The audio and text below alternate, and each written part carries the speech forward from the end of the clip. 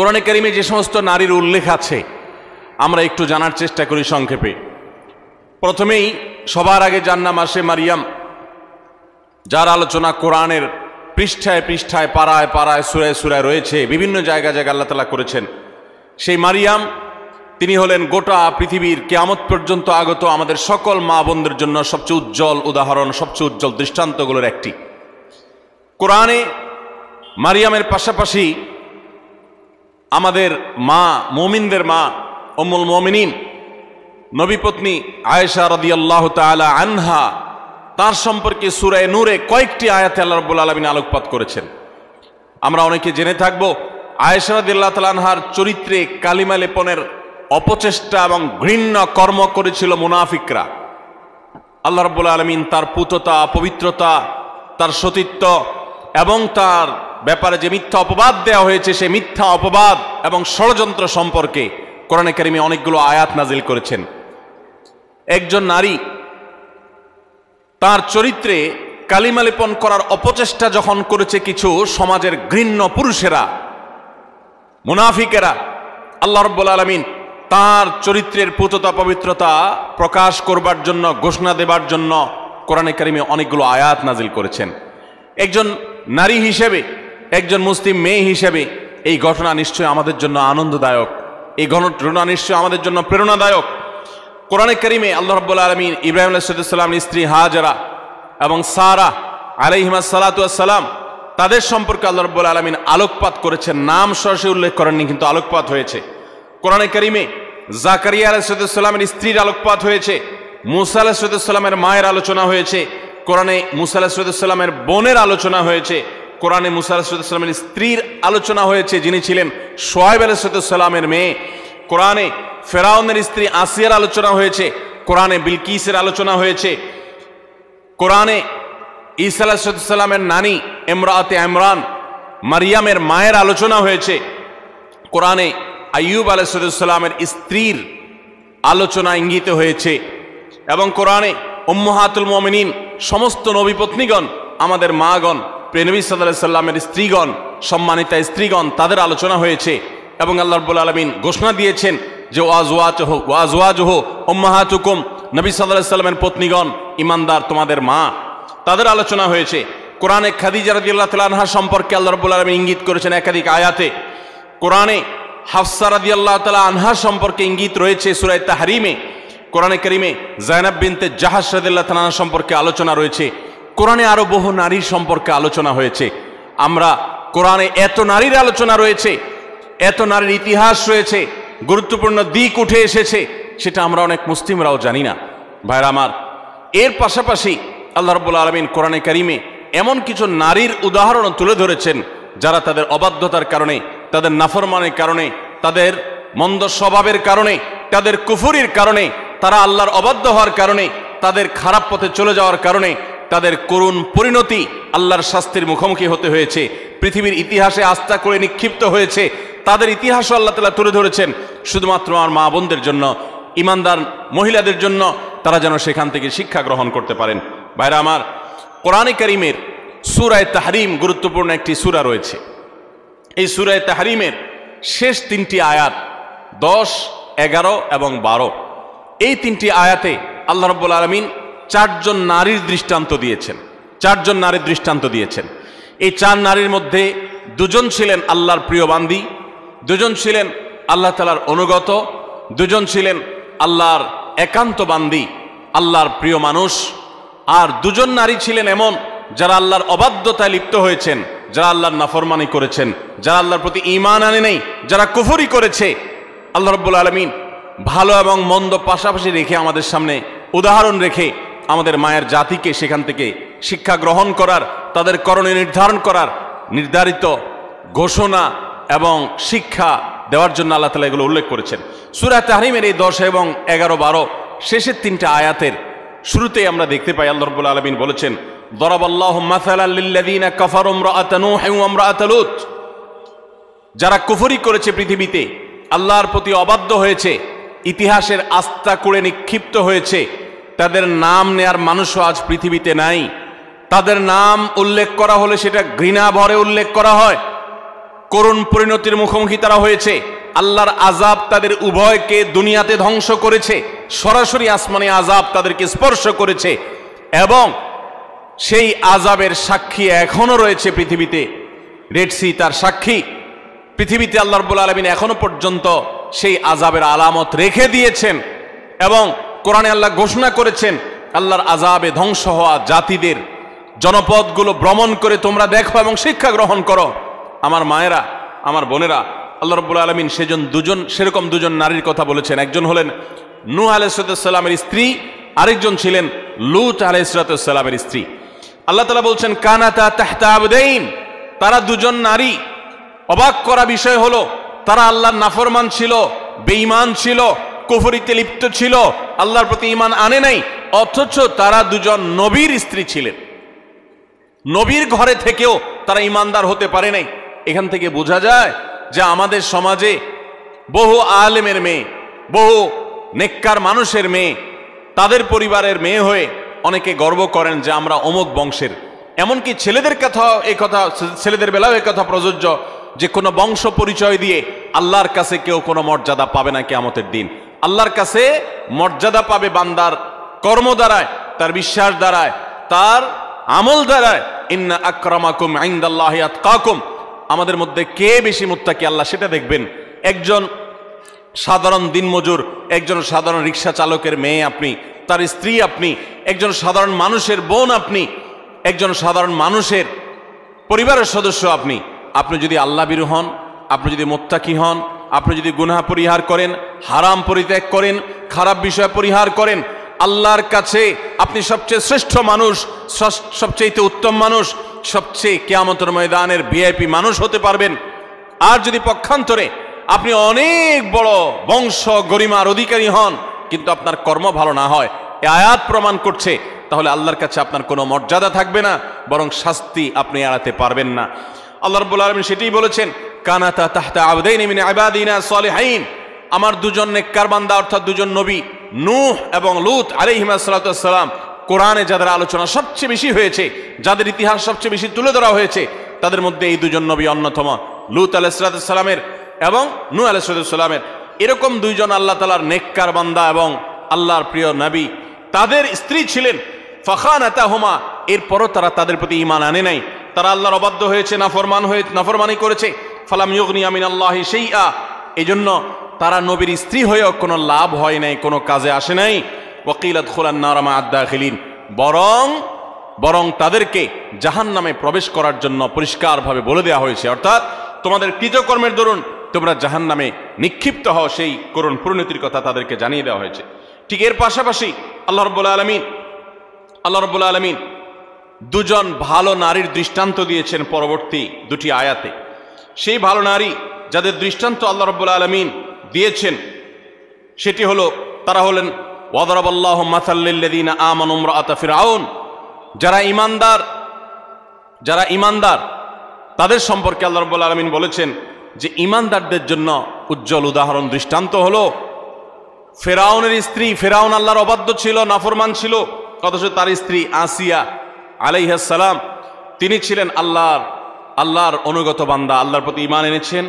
ইয ক্বালাত রাব্বি ইবলি ইনদাকা বাইতান feel জান্নাহ, তোমরা স্মরণ করো সেই সময়ের কথা যখন এই পাপিষ্ঠ ফেরাউন নিজের স্ত্রীকে কঠিন এবং পীড়াদায়ক যন্ত্রণাদায়ক শাস্তি দিয়ে তাকে হত্যা করেছে নির্মমভাবে। তিনি যখন শাহাদাতের সুধা পান করছিলেন তখন আল্লাহর কাছে দোয়া করেছেন রব্বি ইবনি লি ইনদাকা বাইতান ফিল জান্নাহ, আল্লাহ এই যে আমার প্রাণ বের হচ্ছে আযাবে তোমার প্রতি ঈমান আনার কারণে, তুমি এর বিনিময়ে আমার জন্য জান্নাতে গৃহ নির্মাণ করিও। ওয়ানাজ্জিনি মিন ফিরআউনা ওয়া আমালি, এবং ফেরাউনের যে কর্মকাণ্ড এগুলো থেকে আমাকে মুক্তি দাও। ওয়ানাজ্জিনি মিনাল কওমিজ জালিমিন, আর এই জালেম সম্প্রদায় থেকে আমাকে নাজাত দাও আল্লাহ। একজন হলেন ফেরাউনের স্ত্রী আসিয়া, তিনি আল্লাহর অনুগত বান্দি ছিলেন। আরেকজনের কথা আল্লাহ বলছেন মারইয়াম বিনতে ইমরান, আরেকজন নারীর দৃষ্টান্ত তোমাদের সামনে দিচ্ছি, নেককার নারীর দৃষ্টান্ত। তিনি হলেন ইমরানের স্ত্রী, ইমরানের মেয়ে মারিয়াম ঈসা আলাইহিস সালামের মা, আল্লাতী আহসানাত ফারজাহা, যিনি তার চরিত্রকে হেফাজত করেছেন, তার চরিত্রে কোনো কালিমা লাগতে দেননি, কোনো গুনাহে লিপ্ত হননি, কোনো হারামে জড়াননি। তিনি পরিপূর্ণ পুত পবিত্রা একজন নারী ছিলেন, সচ্চরিত্রবান একজন মানুষ ছিলেন।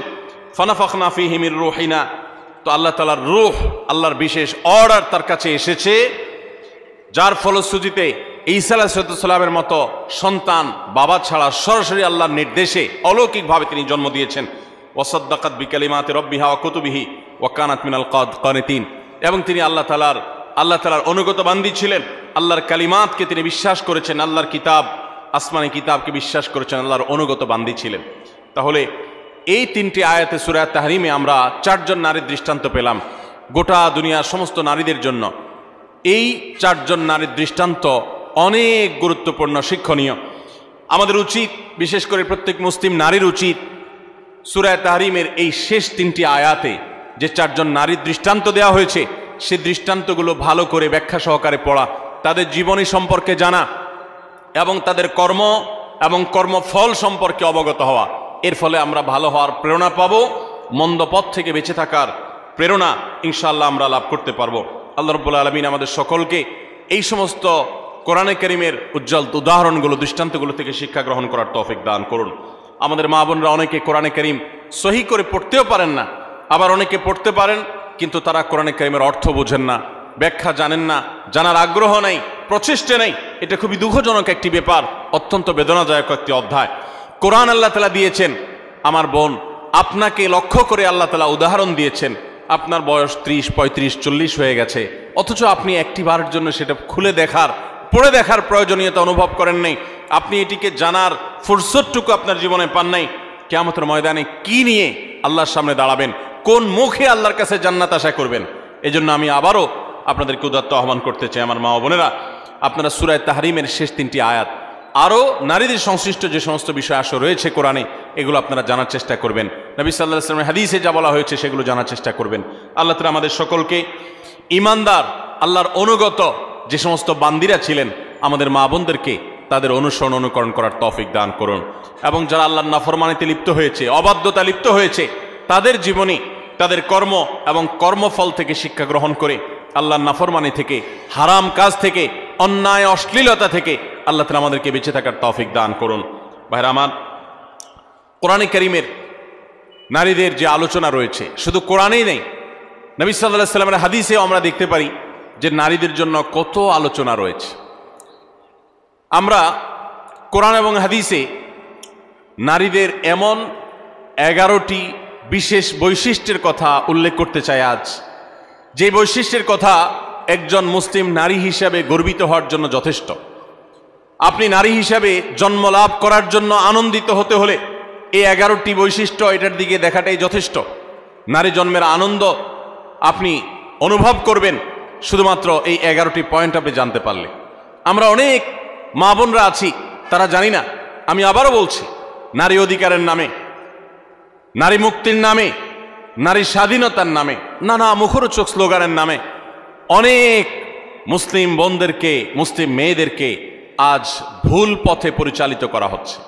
যারা পরিচালিত করছে তাদের সে সমস্ত কথায় পা দিয়ে যারা ইতোমধ্যে আল্লাহর অবাধ্যতায় লিপ্ত হয়েছেন, নাফরমানিতে লিপ্ত হয়েছেন, গুনাহের জগতে পা দিয়েছেন, তারা একটা পর্যায়ে তাদের জীবন ধ্বংস হয়ে যাওয়া, তাদের জীবনে হারিয়ে যাওয়া সম্পদ সম্পর্কে তাদের অনুভূতি, উপলব্ধি জাগ্রত হয়েছে এবং তারা ফিরে এসেছেন। বিশেষ করে পশ্চিমা দুনিয়াতে আমরা তাকালে দেখতে পাই যে পশ্চিমা দুনিয়াতে অহরহ মুসলিম মেয়েরা, অমুসলিম মেয়েরা তারা দলে দলে ইসলামে আসছে এবং সে সমস্ত দেশগুলোতে সবচেয়ে বেশি ইসলাম গ্রহণ করছে নারীরা, পুরুষদের তুলনায় বেশি ইসলাম গ্রহণ করছে তারা। তার কারণ মা বোনরা বুঝতে পারছেন, তারা দেখতে পাচ্ছেন সেখানে যে কিভাবে তাদেরকে ভুল পথে পরিচালিত করা হয়েছে। ইসলামের সুমহান আদর্শ তাদেরকে কত বেশি সম্মানিত করেছে। আসুন আমরা জেনে নেই নারী জন্মের আনন্দ হতে পারে এরকম 11টি পয়েন্ট কি আছে কোরআন এবং হাদিসে, যে বৈশিষ্ট্যগুলো একজন মুসলিম নারী হিসেবে আপনাকে গর্বিত করবে, আপনাকে আনন্দিত করবে, আপনাকে অনুপ্রাণিত করবে, আপনাকে উৎসাহিত করবে, আপনাকে আল্লাহর অনুগত বান্দী হতে সাহায্য করবে। নাম্বার 1, আমরা অনেকেই জানি হয়তো, আবার অনেকের অজানাও থাকতে পারে যে ইসলাম সর্বপ্রথম গ্রহণ করেছেন একজন নারী। আমাদের প্রিয় নবী সাল্লাল্লাহু আলাইহি ওয়াসাল্লামের প্রতি আল্লাহ তাআলা যখন ওহী প্রেরণ করলেন, তার সেই ওহীর প্রতি বিশ্বাস করেছেন সর্বপ্রথম একজন নারী। তার নাম কি? খাদিজা রাদিয়াল্লাহু তাআলা আনহা। কোন পুরুষ প্রিয় নবী সাল্লাল্লাহু আলাইহি ওয়াসাল্লামের প্রতি ঈমান আনেন নাই আগে, সবার আগে নারীরা ঈমান এনেছেন। খাদিজা রাদিয়াল্লাহু তাআলা আনহা ইসলামের প্রথম মুসলিম সদস্য নারী, কোনো পুরুষ না। দ্বিতীয়ত, ইসলামের প্রথম শহীদ হলেন একজন নারী, সুমাইয়া রাদিয়াল্লাহু তাআলা আনহা। ইসলামের জন্য যিনি নিজের জীবনকে উৎসর্গ করেছেন, ইসলামের জন্য জীবন উৎসর্গ করার মতো এরকম গৌরব, এরকম মর্যাদার অধিকারী হয়েছেন একজন নারী, সুমাইয়া রাদিয়াল্লাহু তাআলা আনহা। ভাইরা আমার, আমাদের মুসলিম মেয়েদের আনন্দিত হওয়ার জন্য, তাদের আল্লাহর কাছে কৃতজ্ঞতা প্রকাশ করবার জন্য এই একটি পয়েন্ট যথেষ্ট, যে ইসলামের জন্য পৃথিবীতে যুগ যুগ ধরে পুরুষরাই সবচেয়ে বেশি তাদের আত্মত্যাগ করেছেন, শাহাদাত বরণ করেছেন, জীবন দিয়েছেন। কিন্তু এর সূচনা করেছেন একজন নারী, এর শুরুটা করেছেন একজন নারী। তিনি ছিলেন সুমাইয়া রাদিয়াল্লাহু তাআলা আনহা, এমন একজন সাহাবী, নির্মমভাবে তাকে শাহাদাতের পেয়ালা পান করতে হয়েছে। আল্লাহর দ্বীনের জন্য তিনি জীবন দিয়েছেন। আমার মা বোনরা, একজন নারী, তিনি শাহাদাতের এই পথ সর্বপ্রথম দেখিয়েছেন, প্রথম পেয়ালা তিনি পান করেছেন শাহাদাতের। এটি কি আমাদের মা বোনদের গর্বের জন্য যথেষ্ট নয়? তৃতীয়ত, প্রিয় নবী সাল্লাল্লাহু আলাইহি সাল্লাম তার জীবনের একেবারে শেষের দিকে এসে অত্যন্ত হৃদয়গ্রাহী যে ওসিয়ত ছিল, তার উপদেশ ছিল, সেই উপদেশের মধ্যে একটি ছিল ফাস্তাউসু বিন-নিসাই খায়রা। ভাইরা আমার, মা বাবা, মুরব্বীরা, প্রিয়জনেরা, তারা যখন মৃত্যুর মুখোমুখি হন, তারা যখন জীবনের শেষ প্রান্তে এসে উপনীত হন, তখন তারা তাদের একান্ত কাছের লোকদেরকে ডেকে ওসিয়ত করেন, উপদেশ দেন, তাদেরকে ডেকে এনে নসিহত করেন। জীবনের শেষ মুহূর্তে যাওয়ার সময় ছেলে মেয়েদের দিকে তাকিয়ে তাদের মাথায় হাত বুলিয়ে অত্যন্ত স্নেহ, পরম মমতার সাথে যে উপদেশ দেওয়া হয়, সেটার গুরুত্ব অপরিসীম। প্রিয় নবী সাল্লাল্লাহু আলাইহি সাল্লামও ঠিক তার জীবনের একেবারে শেষে এসে তিনি কিন্তু ঐতিহাসিক ভাষণে তিনি মেয়েদের প্রতি সদ্ব্যবহার করার জন্য, তাদের ব্যাপারে নবী সাল্লাল্লাহু আলাইহি সাল্লাম থেকে কল্যাণের উপদেশ গ্রহণ করবার জন্য তিনি নির্দেশ দিয়ে গেছেন, ফাস্তাউসু বিন-নিসাই খায়রা। হে দুনিয়ার মানুষ, তোমরা মেয়েদের ব্যাপারে কল্যাণের আচরণ, ভালো আচরণ করার ব্যাপারে আমার কাছ থেকে উপদেশ গ্রহণ করো, আমি তোমাদের ওসিয়ত করে গেলাম। প্রিয় নবী সাল্লাল্লাহু আলাইহি সাল্লাম এরকম হৃদয়গ্রাহী ভাষায় মা বোনদের ব্যাপারে সাবধান সতর্ক করে গেছেন। তার জীবনের শেষ সতর্ক বাণীগুলোর মধ্যে থেকে একটি, যে নারীদের ব্যাপারে তোমরা আমার কাছ থেকে উপদেশ গ্রহণ করো, কল্যাণ, তাদের সাথে তোমরা কল্যাণের আচরণ করবে, তাদের কল্যাণ কামী হবে, সুন্দর আচরণ করবে, তাদের কোনো কষ্ট দিবে না। অর্থাৎ এই মর্মে আমি তোমাদেরকে ওসিয়ত করে যাচ্ছি, আমার এই ওসিয়তকে তোমরা মেনে চলবে। মায়েদের আনন্দের একটা বিষয় এটি, তাদের গর্ব করার মতো একটি বিষয় এটি, যে প্রিয় নবী সাল্লাল্লাহু আলাইহি সাল্লাম জীবনের শেষ ওসিয়তগুলোর মধ্যে থেকে একটি ছিল আমাদের ব্যাপারে যেন সবাই সজাগ থাকে, সুন্দর দৃষ্টি রাখে। নাম্বার 4, আমরা জানি যে কোরআনে কারিমে আল্লাহ রাব্বুল আলামিন নারীদের সূরা নামে সূরা রেখেছেন, পুরুষদের সূরা এরকম নামে, অর্থাৎ পুরুষদের সংশ্লিষ্ট সূরা বলতে আলাদা কোনো সূরা রাখেন নাই। শুধু তাই নয়, কোরআনে কারিমের সবচেয়ে বড় দীর্ঘ আয়াতনের গুরুত্বপূর্ণ সূরা হলো সূরাতুন নিসা। এই সূরাতুন নিসা আল্লাহ তাআলা নারীদের নামে নামকরণ করেছেন। সেখানে নারীদের সমস্ত অধিকারগুলো, তাদের বিধিবিধানগুলো, তাদের মর্যাদা, তাদের করণীয়, তাদের জন্য মোটিভেশন আল্লাহ তাআলা সেখানে রেখেছেন। শুধু সূরা নিসাই নয়, কোরআনে কারিমে আল্লাহ রাব্বুল আলামিন সূরা নিসার পাশে সূরা তাহরিম, সূরা তালাক, সূরা মুজাদালা, অনেকগুলো সূরা নারীদের জন্য, নারীদের বিধিবিধান সংশ্লিষ্ট বিষয়গুলোর জন্য আল্লাহ তাআলা নাজিল করেছেন। এগুলো এক একটা 2 পৃষ্ঠা 4 পৃষ্ঠার সূরা, আর সূরা নিসা তো বহু পৃষ্ঠা সম্বলিত সূরা। কোরআনে কারিমে 25 জন নবী রাসূলের আলোচনা যেরকম রয়েছে, ঠিক একইভাবে 20-25 জন মহিয়সী নারীর আলোচনা কোরআনে রয়েছে। কোরআনে আল্লাহ রাব্বুল আলামিন এতগুলো নারীর আলোচনা বিভিন্ন প্রসঙ্গে যে ইঙ্গিত করেছেন, আলোচনা করেছেন, এখান থেকে মাতৃজাতির প্রতি যে মর্যাদা রয়েছে সেটি ইসলামে যে মর্যাদা রয়েছে সেটি প্রকাশিত হয়। নারী হিসাবে আনন্দিত হওয়ার জন্য এই পয়েন্টটা কি যথেষ্ট নয়, যে কোরআন তাদেরকে এত গুরুত্ব দিয়েছে, এত মর্যাদা দিয়েছে? সম্মানিত উপস্থিতি, 5 নম্বর, নবী সাল্লাল্লাহু আলাইহি সাল্লামের ঐতিহাসিক বক্তব্য, ঐতিহাসিক হাদিস রয়েছে, আপনারা অনেকে জানেন। তিনি বলেছেন, খায়রুকুম লি আহলি ওয়া আনা খায়রুকুম লি আহলি।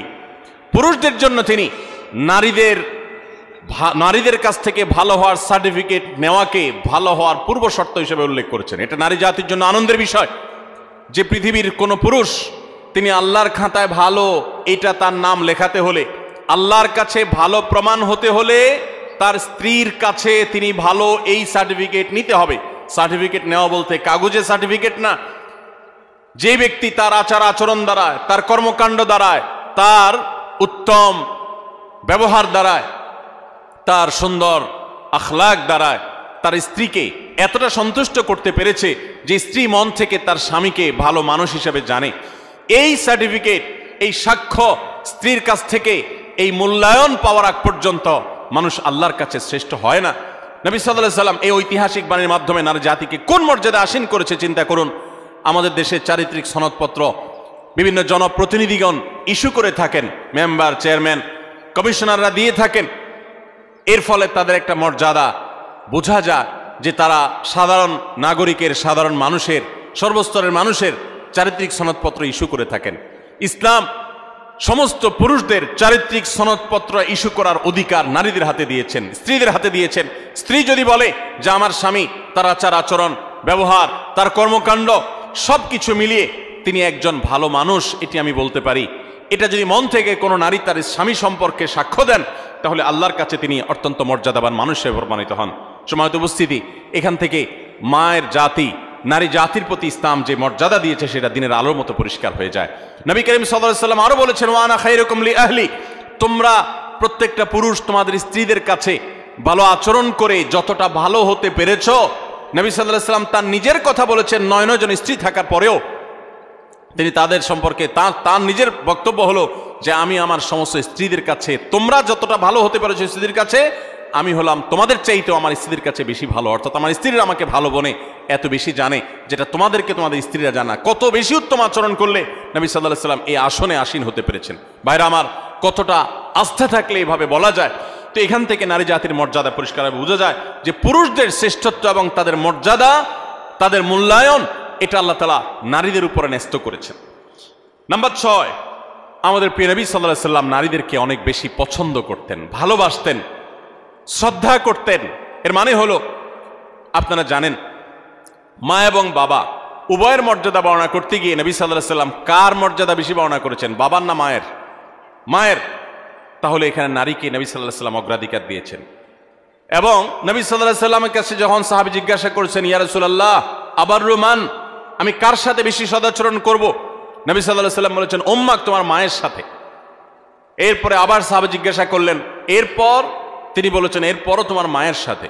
এরপর জিজ্ঞাসা করলেন আবারও সাহাবী, বুঝলাম, এরপর কার সাথে করব? নবী সাল্লাল্লাহু আলাইহি সাল্লাম বলেন, এবারও বলেন তোমার মায়ের সাথে।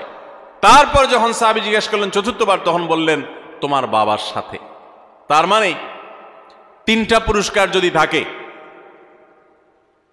Gold medal, bronze medal, silver medal, এই সব মেডেল পুরস্কারগুলো একেবারে প্রথম, দ্বিতীয়, তৃতীয় সব পুরস্কারগুলো নবী সাল্লাল্লাহু আলাইহি সাল্লাম দিয়েছেন মাকে। আর 4 নম্বর সান্ত্বনা পুরস্কার দিয়েছেন বাবাকে। তাহলে এখানে মায়ের মর্যাদা বেশি দেওয়া হয়েছে না বাবার মর্যাদা বেশি দেওয়া হয়েছে? দিনের আলোর মতো পুরস্কার। একজন মুসলিম নারীর জন্য কি এটা আনন্দের বিষয় নয়? প্রিয় নবী সাল্লাল্লাহু আলাইহি সাল্লাম মেয়েদেরকে কতটা অগ্রাধিকার দিতেন দেখেন। তিনি বলেছেন, আমি মেয়েদেরকে বেশি ভালোবাসি। এর মানে মা এবং বাবার মধ্যে যখন কম্পেয়ার করা হয়, তুলনা করা হয়, তখন মাকে তিনি বেশি পছন্দ করতেন বাবার তুলনায়। এবং ভাই এবং বোনের মধ্যে যখন কম্পেয়ার করা হয়, তখন বোনের প্রতি বেশি। এবং ছেলে এবং মেয়ের মধ্যে যখন কম্পেয়ার করা হয়, তখন নবী আলাইহিস সালাম মেয়েদের প্রতি টান, মেয়ের প্রতি টান বেশি ছিল। এই ছিল নবী সাল্লাল্লাহু আলাইহি সাল্লামের মেয়ে জাতির প্রতি, নারী জাতির প্রতি, মাতৃজাতির প্রতি তার মহানুভবতা, তার ভালোবাসা, তার আন্তরিকতা, তার স্নেহ মমতা। তাদেরকে এতটা শ্রদ্ধা তিনি করতেন, এতটা সম্মান তিনি করতেন। আমরা অনেক পুরুষ আছি, আমাদের মা বোনদেরকে তুচ্ছতাচ্ছিল্য করে কথা বলি, তাদেরকে অপমান করে কথা বলি। আমাদের আল্লাহকে ভয় করা উচিত। তারা ভুল করলে সেটা উত্তম উপায়ে সংশোধন করা উচিত, ব্যবহার খারাপ করা উচিত নয়। যাই হোক, তাহলে 6 নম্বরে আমরা জানলাম যে মাতৃজাতির আনন্দের বিষয় হলো, নারী জাতির আনন্দের বিষয় হলো, মুসলিম নারীর আনন্দের বিষয় হলো, তার মর্যাদার বিষয় হলো যে নবী সাল্লাল্লাহু আলাইহি সাল্লাম তাদেরকে ভালোবাসতেন। পুরুষদের তুলনায় সবসময় নারীদেরকে তিনি অগ্রাধিকার দিতেন, বেশি পছন্দ করতেন, ভালোবাসতেন। নাম্বার 7, জান্নাত নারীদের জন্য আল্লাহ তাআলা সবচেয়ে সহজ করেছেন। পুরুষদের তুলনায় নারীদের জন্য জান্নাত অনেক সহজ করা হয়েছে। একজন পুরুষ তাকে জান্নাতে যেতে হলে তাকে হালাল উপার্জন করতে হয়। আর ইসলাম উপার্জনের কোনো দায় দায়িত্ব মেয়েদের উপরে চাপান নাই। যতদিন বিয়ে না হবে তিনি বাবার দায়িত্বে থাকবেন। যখন বিয়ে হয়ে যাবে স্বামীর দায়িত্বে চলে যাবেন। স্বামী মারা যাবে ছেলেদের দায়িত্বে চলে যাবেন, ভাইদের দায়িত্বে চলে যাবেন। কিন্তু নারী, তাকে তার নিজের ভরণ পোষণের জন্য ইসলাম বলে নাই স্ট্রাগল করতে, বরং তার জন্য পুরুষরা স্ট্রাগল করতে বাধ্য। আর পুরুষরা যখন স্ট্রাগল করতে যায়, উপার্জন করতে যায়, কামাই রোজগার করতে যায়, তখন তার হালাল হারাম বাজ বিচার করতে হয়। কাজটা কিন্তু সহজ না। হারাম থেকে বেঁচে থেকে আবার পয়সা করে কামাই করে এনে পরিবারের ভরণ পোষণের ব্যবস্থা করা, এটা খুব সহজ কাজ না। এই জন্য পুরুষকে জান্নাতে যেতে হলে শুধু 5 ওয়াক্ত নামাজ পড়লে, রমজান রোজা রাখলে এবং মৌলিক কিছু কাজ করলেই যথেষ্ট হয় না, তাকে হালাল উপার্জন করতে হয়, হারাম থেকে বাঁচতে হয়। নারীর জন্য এই সমস্ত হ্যাসেল নাই, তাদের জন্য অনেক সহজ। নবী করিম সাল্লাল্লাহু আলাইহি সাল্লাম বলেছেন, ইযা সাল্লাতিল মারআতু খামসাহা ওয়া সামাত শাহরাহা ওয়া আতাআত যাওজাহা ওয়া হাফিজাত ফারজাহা। কোন নারী যখন 4টি কাজ করে, 5 ওয়াক্ত নামাজ যখন পড়ে, রমজানের রোজা যখন ঠিকমতো রাখে এবং স্বামীর আনুগত্য, স্বামী যদি অন্যায় কোনো কথা না বলে তাহলে তাকে মেনে চলে, মান্য করে, শ্রদ্ধা করে, অভিভাবক হিসাবে তার সিদ্ধান্তকে মেনে চলে এবং নিজের ইজ্জত আবরুর হেফাজত করে, কোনোভাবে চরিত্রহীন নারীদের কাতারে সামিল হয় না, গুনাহ করে না। সেটা ইমোতে হোক, সেটা সোশ্যাল মিডিয়াতে হোক, মেসেঞ্জারে হোক, ফেসবুকে হোক, ইউটিউবে হোক, অনলাইনে হোক, অফলাইনে হোক, বিবাহ বহির্ভূত সম্পর্কের মাধ্যমে হোক, কোনোভাবে নিজের চরিত্রকে নষ্ট করে না। এই নারী, আল্লাহ রাব্বুল আলামিন তাকে জান্নাতের যে কোনো দুয়ার দিয়ে প্রবেশ করার সুযোগ দান করবেন। ভাইরা আমার, এই যে মর্যাদা দেওয়া হলো, জান্নাতে প্রবেশ করা তাদের জন্য সহজ করে দেওয়া হয়েছে। 4টি আমল তাদেরকে জান্নাতে যেতে সাহায্য করবে। আর পুরুষ তাকে অনেক স্ট্রাগল করে তারপরে তাকে জান্নাতে যেতে হয়। এটা নারী জাতির জন্য আনন্দের বিষয়। নাম্বার 8, মেয়েরা যদি হজ করে তাহলে তাদের সেই হজ জেহাদের সমতুল্য।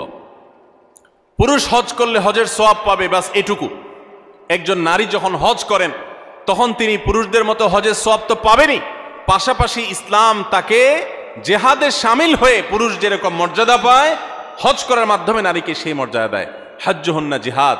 নবী সাল্লাল্লাহু আলাইহি সাল্লাম তাদের নারীদের হজকে জিহাদের সাথে তুলনা করেছেন। এটা তাদের মর্যাদার ব্যাপার, এটা তাদের জন্য স্পেশাল। ঠিক একইভাবে নম্বর 9, নারীরা যদি কোনো সন্তানদেরকে সুন্দরভাবে জন্মদানের পর লালন পালন করে, বিশেষ করে জন্মদান করতে গিয়ে যদি কোনো নারী মৃত্যুবরণ করেন তাহলে তাকে শাহাদাতের মর্যাদা দেওয়ার কথা বলা হয়েছে। এবং তারা যদি নিজেদের সন্তানকে সুন্দরভাবে লালন পালন করেন তার জন্য জান্নাতের গ্যারান্টির কথা বলা হয়েছে। সন্তান লালন পালন করা আলাদা ইবাদত, আলাদা মর্যাদার বিষয়। সন্তান জন্ম দেওয়া আলাদা ইবাদতের বিষয় তাদের জন্য। নাম্বার 10, যদি দুনিয়ার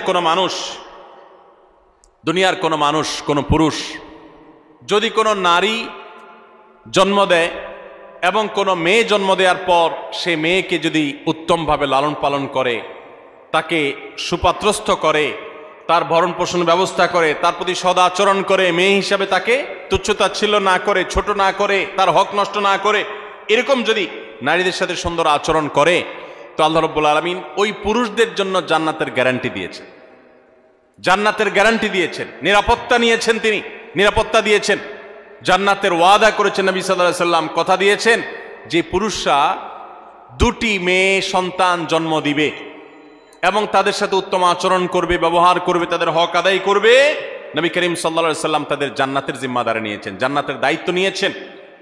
এবং অন্য আরেকটি হাদিসে আছে নবী সাল্লাল্লাহু আলাইহি সাল্লাম জান্নাতে তার সাথে থাকার সৌভাগ্য হবে বলেছেন যদি কেউ তার 2টি বোন অথবা 2টি মেয়েকে সুন্দরভাবে, উত্তমভাবে তাদের সাথে আচার আচরণ করে, ব্যবহার করে, তাদের হক আদায় করে, কোনো ক্ষেত্রে ত্রুটি না করে, যত্ন করে, তাহলে সে ব্যক্তি শুধু জান্নাতে যাবে তা নয়, নবী সাল্লাল্লাহু আলাইহি সাল্লামের সাথে জান্নাতে থাকতে পারে। ভাইরা আমার, কোরআন এবং হাদিসের কোথাও আমি আজও পর্যন্ত পাই নাই 1 ডজন ছেলে জন্ম দিলে, 1 ডজন ছেলে জন্ম দিলে, 10টা 12টা ছেলে জন্ম দিলে, তাদের সাথে সুন্দর আচরণ করলে, কোরআন হাদিসে কোথাও তার জন্য ফজিলত মর্যাদা হিসাবে স্পেশাল ভাবে জান্নাতে যাওয়ার ঘোষণা, নবী সাল্লাল্লাহু আলাইহি ওয়াসাল্লামের সাথে জান্নাতে থাকার সৌভাগ্যের কথা কোথাও ঘোষণা করা হয়েছে এমন কোন হাদিসের কথা আমি জানি না, এমন কোন আয়াত কোরআনে নাই। কিন্তু 2জন মেয়েকে, 2জন বা 2জনের অধিক মেয়েকে যদি কোনো বাবা মা লালন পালন করেন, সুন্দরভাবে তাদের সাথে সদাচরণ করেন, দুর্ব্যবহার না করেন, তাদেরকে কোণঠাসা করে না রাখেন, মেয়ে হিসাবে তাদের প্রতি জুলুম না করেন, তাহলে ওই ব্যক্তিদের জন্য জান্নাতের গ্যারান্টির কথা বলেছেন। তাহলে নারী হিসাবে জন্ম লাভ করা এটা আনন্দের বিষয় মুসলমান মেয়েদের জন্য। ইসলাম তাদেরকে এত মর্যাদা দিয়েছে। ভাইরা আমার, 11 নম্বর নারী হিসাবে জন্ম লাভের যে আনন্দ আমাদের জন্য রয়েছে তা হলো নবী করিম সাল্লাল্লাহু আলাইহি সাল্লাম পরিষ্কারভাবে জানিয়েছেন, মান বুলিয়া মিন হাদিহিল বানাতি শাইআ, যদি কোনো মেয়ে দিয়ে আল্লাহ তাআলা কাউকে পরীক্ষায় ফেলে দেন। অনেক বাবা আছেন না, মেয়েদেরকে নিয়ে বিপদে আছেন, যে মেয়ে হয়েছে তার এই জন্য অনেক কথা শুনতে হয়। অনেক মহিলা আছে না এখনো, যে একটার পর একটা মেয়ে হয়, সমাজের মানুষ নানান বাজে কথা বলে মূর্খতার কারণে, অজ্ঞানতার কারণে। অনেক বাবা আছেন মেয়ে হয়েছে এই জন্য জামাই বেন সাহেবের অনেক কটু কথা তাকে শুনতে হয়। অনেক সময় তালাক প্রাপ্ত হয়ে মাজলুম হয়ে সে মেয়ে বাবার বাড়িতে ফিরে আসেন। তো কোনো মানুষ, সে বাবা হোক, সে স্বামী হোক, সে ভাই হোক, কোনো মানুষ যদি কোনো মেয়েকে নিয়ে বিপদে পড়ে বা তার কারণে তার মুখটা একটু ছোট হয় বা পরীক্ষায় পড়ে কোনোভাবে, এবং সে যদি এরপরে ওই মেয়ের প্রতি অসদাচরণ না করে, ফাহসানা ইলাইহিন্না, বরং ওই মেয়ের সাথে ভালো আচরণ করে।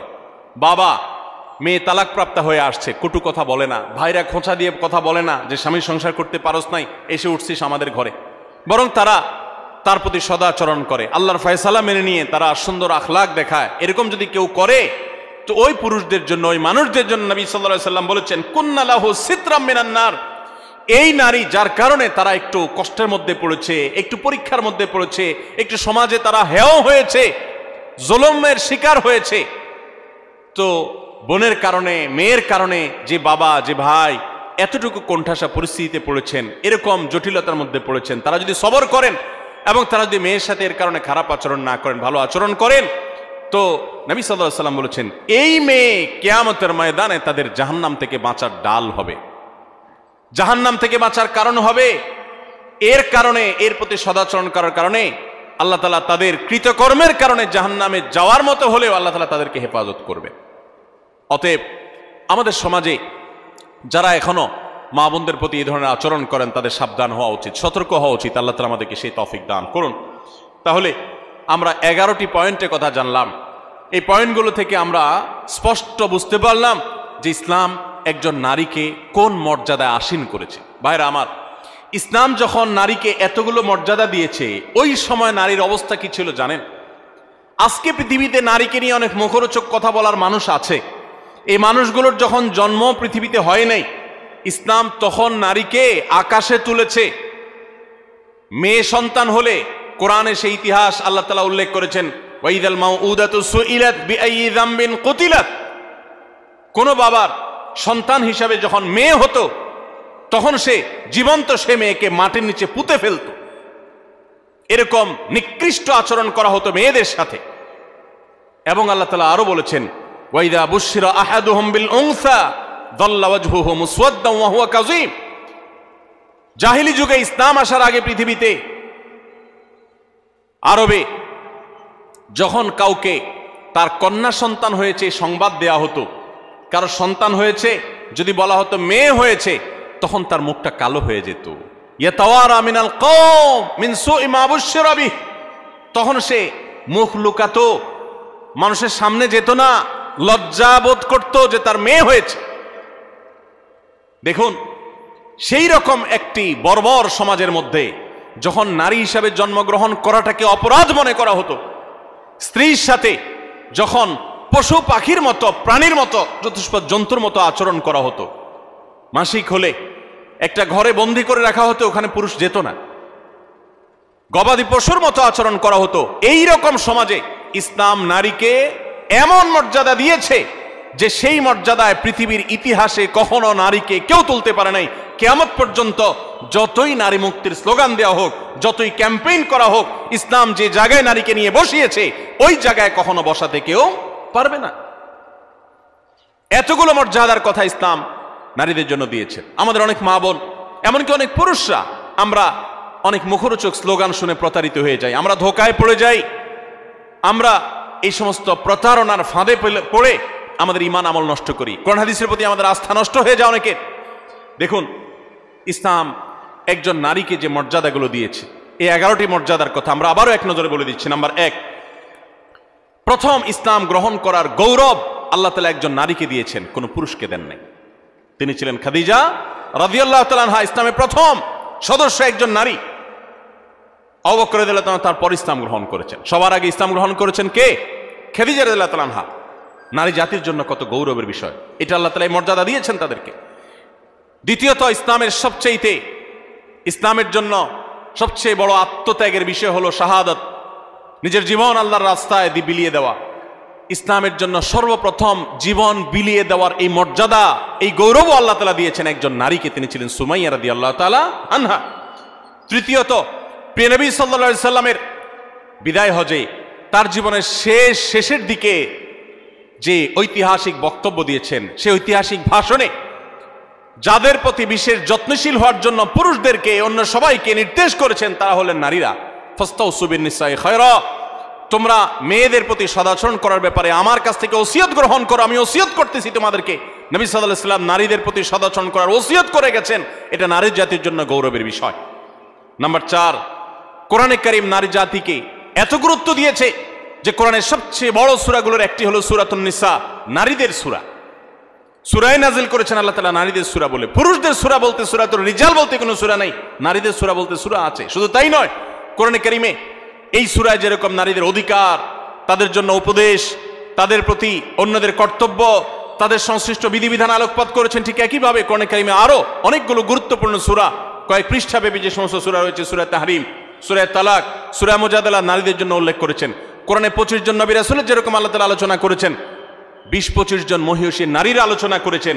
মারিয়ামের আলোচনা, আয়েশার আলোচনা, সারা হাজারের আলোচনা, জাকারিয়ার স্ত্রীর আলোচনা, মুসা ইসলামের মায়ের আলোচনা, মুসা ইসলামের স্ত্রী শুআয়ব ইসলামের মেয়ের আলোচনা, মুসা ইসলামের বোনের আলোচনা, উম্মাহাতুল মুমিনিনের আলোচনা, নবীদের আলোচনা, বিলকিসের আলোচনা, ফেরাউনের স্ত্রী আসিয়ার আলোচনা, ইমরানের স্ত্রী তার আলোচনা, ঈসা ইসলামের নানী ঈসা ইসলামের মা মারিয়ামের আলোচনা, এবং আইয়ুব আলাইহিস সালামের স্ত্রীর আলোচনা, এবং খাদিজা রাদিয়াল্লাহু তাআলা আলোচনা, আয়েশা রাদিয়াল্লাহু তাআলা আলোচনা, হাফসার আলোচনা, যারাব বিনতে জাহাশ রাদিয়াল্লাহু তাআলা আনহুন্না তাদের আলোচনা, এরকম আর অনেক নেককার মহিষী নারীর আলোচনা কোরআন উল্লেখ করেছেন।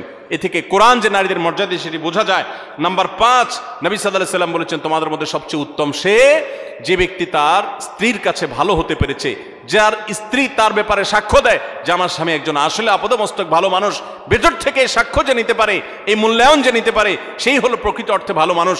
নারীদের কাছে পুরুষদের মর্যাদার মূল্যায়নের চাবিকাঠি এবং সুইচ নবী সাল্লাল্লাহু আলাইহি সাল্লাম তাদের হাতে দিয়ে দিয়েছেন। কত বড় মর্যাদার বিষয়টি তাদের জন্য। নাম্বার 6, নবী সাল্লাল্লাহু আলাইহি সাল্লাম সবসময় নারীদেরকে বেশি অগ্রাধিকার দিতেন, পুরুষের তুলনায় বেশি পছন্দ করতেন, ভালোবাসা দিতেন, স্নেহ মমতা দিতেন। এজন্য মেয়েদের প্রতি তার ভালোবাসা ছিল অনেক বেশি। শুধু তিনি নন, ইমাম মালিক রাহমাতুল্লাহ আলাইহি বলেছেন, আল আম্বিয়া ওয়া আবুল বানাত, নবীগণ হলেন মেয়েদের বাবা। বেশিরভাগ নবীদেরকে আল্লাহ তাআলা মেয়ে সন্তান বেশি দিয়েছেন, এটা তাদের জন্য গৌরবের। এবং এখান থেকে আমাদের শিক্ষার বিষয় রয়েছে। এবং নবী সাল্লাল্লাহু আলাইহি সাল্লাম মা এবং বাবার মধ্যে বাবাকে অগ্রাধিকার দিতেন, এবং মেয়ের মধ্যে মেয়েদেরকে বেশি ভালোবাসতেন। এটা তার সুন্নাহ ছিল, এটা তার অভ্যাস ছিল, তিনি বেশি পছন্দ করতেন তাদেরকে। এটাও নারী জাতির জন্য আনন্দের বিষয়। নাম্বার 7, জান্নাত মেয়েদের জন্য যাওয়া অনেক সহজ, অনেক সহজ। মেয়েরা যদি 5 ওয়াক্ত নামাজ পড়ে, রমজান রোজা রাখে, স্বামীর আনুগত্য করে চলে, কোনো অধ্যত্ব দেখায় না, এবং নিজের চরিত্রের হেফাজত করে, তাদের জন্য জান্নাতে যাওয়া সহজ হয়। পুরুষদের মতো হালাল হারাম মেনটেন করে, তারপর সেগুলো লক্ষ্য রেখে তারপর উপার্জন করার মতো আর অনেক স্ট্রাগল করে তাদেরকে উপার্জন করতে হয় না। হালাল হারাম উপার্জন করতে গিয়ে পুরুষরা মানুষকে গালি দিয়ে হারাম কামাই করে জাহান্নামে যেতে হয়, মানুষের সাথে মারামারিতে লিপ্ত হতে হয়, অনেক কঠিন পরিস্থিতির মুখোমুখি হতে হয়। এসব হ্যাসেল মেয়েদের জন্য নয়, বরং কোন নারী তিনি যদি সন্তান জন্ম দিতে গিয়ে যদি তিনি মৃত্যুবরণ করেন, তাকে শাহাদাতের মর্যাদা দেওয়া হয়, তাদের জান্নাতে যাওয়ার পথ তুলনামূলকভাবে অনেক সুগম। নাম্বার 8, মেয়েদের হজকে আল্লাহ রাব্বুল আলামিন নবী সাল্লাল্লাহু আলাইহি সাল্লাম জিহাদের সাথে তুলনা করেছেন। তারা হজ করলে সেটা জিহাদের সওয়াব পাওয়া যায়। নাম্বার 9, মেয়েদেরকে লালন পালন করলে পুরুষদের জন্য নবী সাল্লাল্লাহু আলাইহি সাল্লাম জান্নাতের দায়িত্ব নিয়েছেন। শুধু তাই নয়, যদি 2 জন মেয়ে 2 জন বোনকে কেউ সুন্দরভাবে লালন পালন করে, সদাচরণ করে, তাদের প্রতি বৈষম্য না করে, ছেলেদেরকে দিল মেয়েদেরকে দিল না এরকম না করে, বরং ছেলেদেরকে যা দেয় মেয়েদেরকেও দেয়, তাদের প্রতি কোনো হক নষ্ট করে না, ছোট নজরে দেখে না, বৈষম্যের নজরে দেখে না, তাদের প্রতি ভালো আচরণ করে, সুশিক্ষা দেয়, দ্বীনের শিক্ষা দেয়, আল্লাহর সাথে পরিচয় করায়, সুপাত্রস্থ করে, কোনোভাবে তাচ্ছিল্য করে না, অবজ্ঞা করে না, এরকম যদি কোনো পুরুষ করে, নবী সাল্লাল্লাহু আলাইহি ওয়াসাল্লাম তার জান্নাতের দায়িত্ব তো নিয়েছেন, পাশাপাশি হাদিসে এও বলা আছে যে নবী সাল্লাল্লাহু আলাইহি ওয়াসাল্লামের সাথে জান্নাতে থাকার সৌভাগ্য লাভ হবে ওই ব্যক্তির, নবী সাল্লাল্লাহু আলাইহি ওয়াসাল্লামের সাথে জান্নাত থাকার সুযোগ পাওয়া যাবে। নাম্বার 10 আর 11 নম্বর এবং সর্বশেষ পয়েন্ট হলো, যে ব্যক্তি তার পরিবারের কোনো মেয়ের কারণে তার মুখটা ছোট হয়, বিপদে পড়ে, তালাকপ্রাপ্ত হয়েছে, জুলুম করা হয়েছে এবং সমাজে তার মুখটা ছোট হয়েছে, সমাজের মানুষ অজ্ঞানতার কারণে, মূর্খতার কারণে তাকে নানান কটু কথা শোনায়, অথবা মেয়েদের ভরণ পোষণ তার উপর বর্তাইছে কোনো কারণে, তালাক হয়ে গেছে, তখন মা, বাপ, ভাই, যারা পুরুষ সদস্য আছেন বা অন্য নারী সদস্য আছেন, সবাই যদি সেই মেয়ের সেই কষ্টের কারণে, মেয়ের কারণে, কষ্টের কারণে বা কোনো প্রকার জটিল পরিস্থিতি পড়ার কারণে যদি সবর করে, ধৈর্য ধারণ করে, নবী করিম সাল্লাল্লাহু আলাইহি ওয়াসাল্লাম বলেছেন কুন্না লাহু সিতরাম মিনান নার, তাহলে এই ব্যক্তির জন্য এই মেয়েরা আল্লাহর কাছে কিয়ামত দিন জাহান্নাম থেকে মুক্তির কারণ হবে। এত মর্যাদা ইসলাম নারীদেরকে দিয়েছে। ভাইরা আমার, এই বিষয়ে একজন মুসলিম নারী হিসাবে আমাদের আল্লাহর কাছে শুকরিয়া আদায় করা উচিত, আল্লাহর আনুগত্য করা উচিত, আল্লাহর গোলামি করা উচিত, আল্লাহর দাসত্ব করা উচিত, আল্লাহর হুকুমগুলো মেনে চলা উচিত। আল্লাহ তাআলা আমাদের সবাইকে সেই তৌফিক দান করুন। একজন মুসলিম নারী হিসাবে জন্ম লাভ করার আনন্দের 11টি পয়েন্ট, 11টি কারণ এবং আনন্দিত হওয়ার 11টি উপলক্ষের কথা আমি তুলে ধরেছি। আরো বহু পয়েন্ট আছে, কোরআন হাদিস ঘাটলে আপনি দেখবেন ইসলাম কোথায় নিয়ে গেছে নারীকে। আমি আবারও বলছি, এখন নারীদের পক্ষে অনেক লম্বা লম্বা কথা বলার মানুষ পাওয়া যায়। বেশিরভাগ যারা নারীদের অধিকার নিয়ে কথা বলে, এদের বেশিরভাগের উদ্দেশ্যই অসৎ, পদ্ধতি ত্রুটিপূর্ণ। নারীদের অধিকার দিতে গিয়ে তাদেরকে রাস্তার বাহির করে ফেলে, তাদেরকে বিপদগামী করে ফেলে। দেখুন, যারা নারীদেরকে অধিকার দেওয়ার কথা বলে, তাদের বাইরে চাকরি বাকরি ইত্যাদির বন্দোবস্ত হওয়ার পক্ষে স্লোগান দেয়, কথা বলে, মনে হয় যে তারা নারীদের উপার্জনের পরে সিরিয়াস। তারা দেখবেন যুবতী নারীদের চাকরি দেওয়ার ব্যাপারে সিরিয়াস। যে সমস্ত নারীরা রিটায়ারমেন্টে চলে গেছেন, বৃদ্ধা হয়ে গেছেন, তাদের দেখার কেউ নাই, এদের জন্য দেখবেন চাকরির পথ এরকম সুগম তারা করতে চায় না, বেছে বেছে তারা ইয়াং মেয়েদের চাকরি দিতে চায়। এখান থেকে তাদের উদ্দেশ্যের অসততা পরিষ্কারভাবে বোঝা যায়। যাই হোক, একজন মুসলিম নারী হিসাবে আমাদের আনন্দের অনেকগুলো বিষয় আছে। আল্লাহ তাআলা আমাদেরকে সবাইকে সেজন্য শুকরিয়া আদায় করার তৌফিক দান করুন। লাইক, কমেন্ট চাই না, ভালো লাগলে দিন প্রচারের স্বার্থে শেয়ার করবেন, সাবস্ক্রাইব করে পাশে থাকার চেষ্টা করবেন।